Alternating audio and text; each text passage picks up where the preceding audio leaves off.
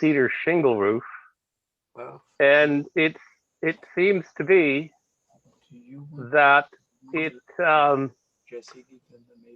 as the shingle roof was replaced about 20 years ago and needs to be replaced again. And is air exfiltration, stack effect, a potential problem that could keep things damp in the roof area? Yes. Is there an attic underneath this roof? Yes, there is. It's an unheated attic. Yes, it is. Yeah. So, and then, yep. If you have air leakage from the building below into the attic space, that will bring humid air from the building below. When it hits the cold space up above, particularly the underside of the roof deck, the water vapor will condense, and now you have wet boards on the inside. And so you can get mold and in extreme cases rot.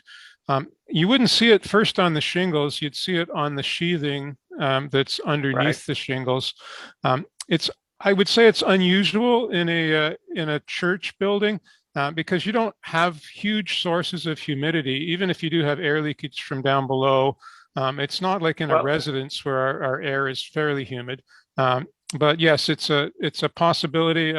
It's easy to spot by taking a little visit to the attic, and especially in the wintertime when it's cold out, you can see that condensation if it's happening.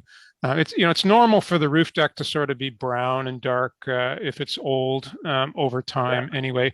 But if you're seeing actual softness and degradation of the wood on the inside, and if it's you can use a wood moisture meter and even to check, particularly during the cold winter, that would be a sign that you are having air leakage coming through that's bringing moisture with it. Okay, thank you.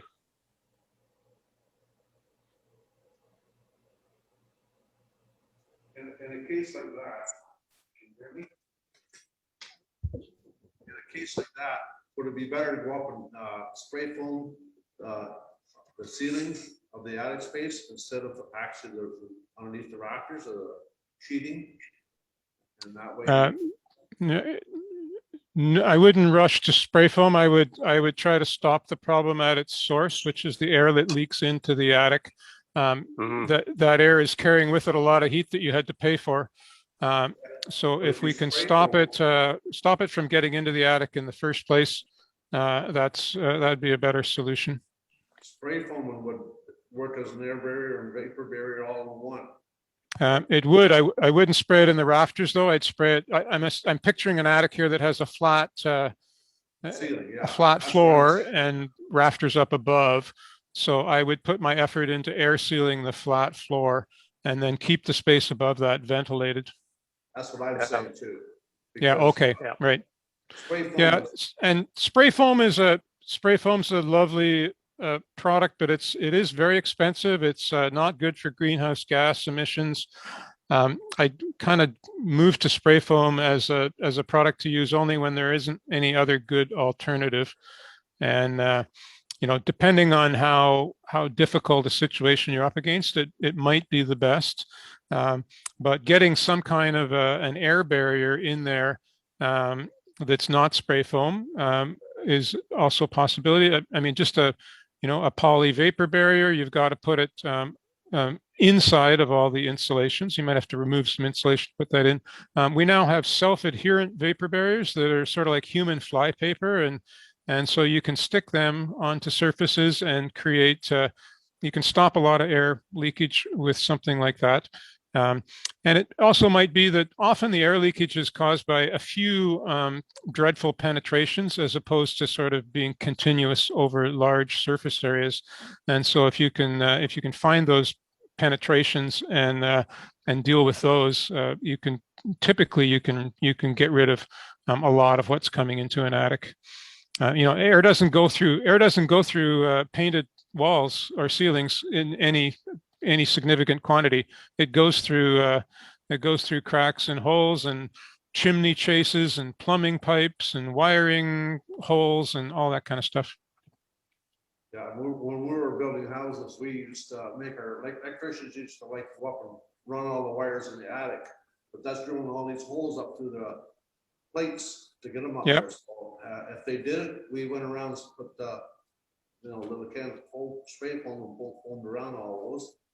Another great fix in a lot of new houses was, when you have a fiberglass shower, they, wouldn't put a piece of drywall above that, so you can always tell these houses when you're driving around on a frosty morning when the roofs are covered with frost. You can see where all the big air leaks are really easy.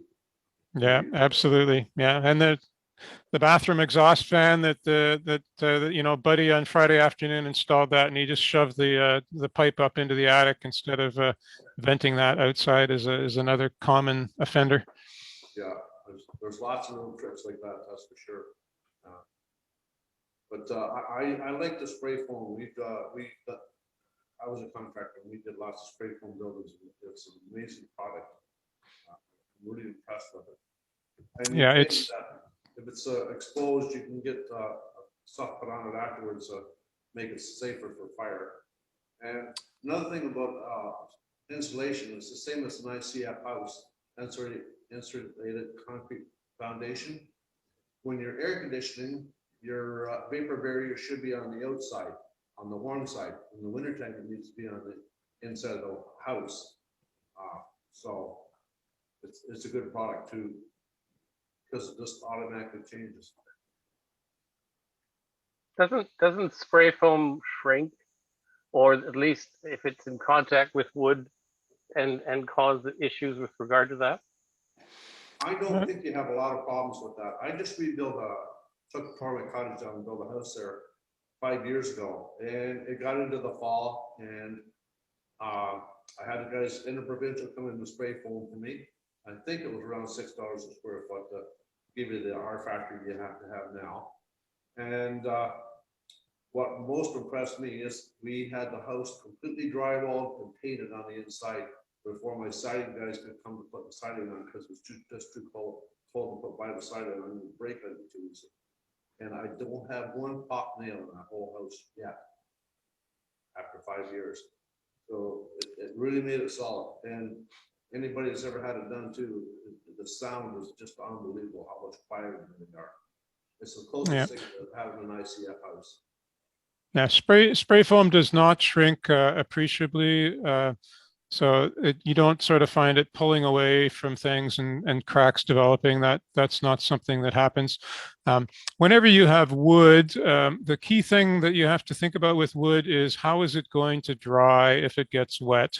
And so if it can dry to the outside of the building, that's usually okay. If it can dry to the inside of the building, that's usually okay. If you do something that encapsulates it entirely so that it can get wet but not dry, that's not okay. So you can put spray foam up against wood sheathing. Yeah, you always got to be careful about that, because you can rot a house down real quick. On the inside where there are perhaps wood floor joists that are embedded in the masonry. We have to be careful not to do something that's going to start to make them wet in a way that they can't dry out. Going back like 40 years ago, CMAC or the building code thought that you should put a piece of plastic along the bottom of your roof instead of putting like tar paper there. And if you went to change one of the roofs 10 years later, they were always rotted. You had to change all the sheeting on the bottom of the roof. You put a piece of plastic there. It's the worst possible thing to put out on the outside, like you say, because it can't breathe.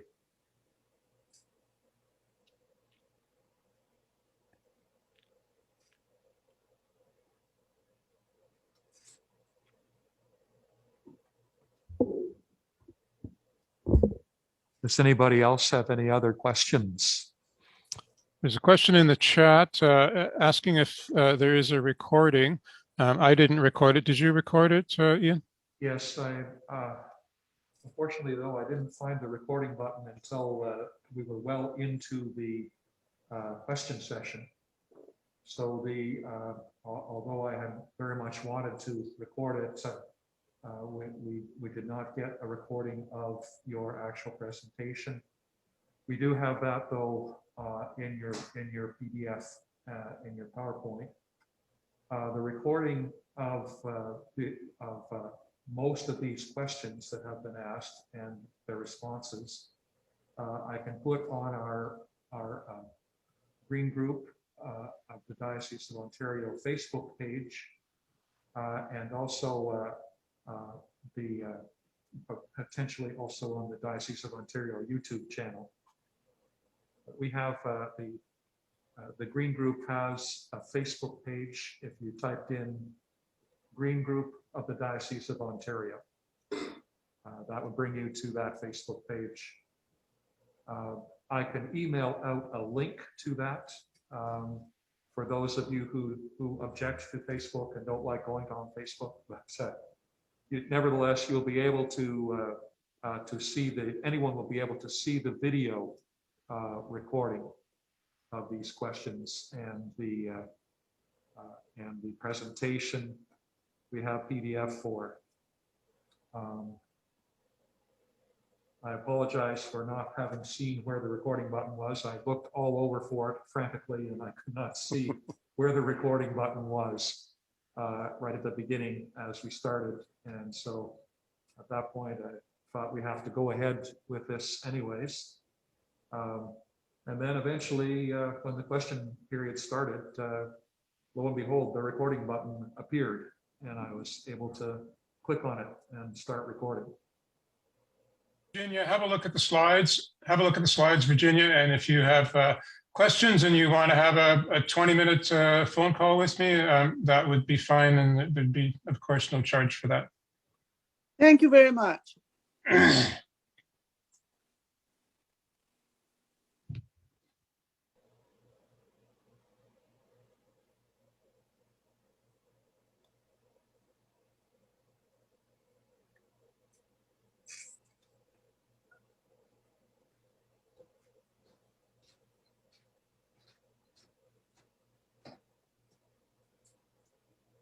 Well, if there are no further questions, then I believe it's time to close down the meeting.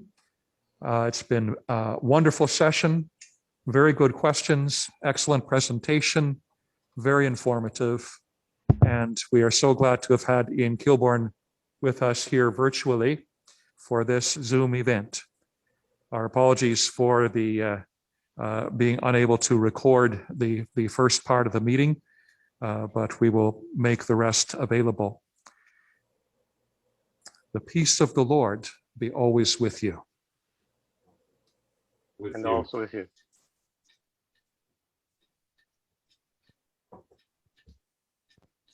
Thank you very much, Dr. Ritchie. It's been a pleasure. I enjoyed your questions, and I hope there'll be opportunities to continue the conversations and to help you improve your buildings.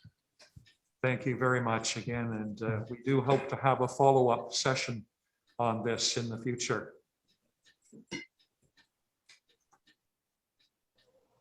Good night, everyone. Thank you, Ian.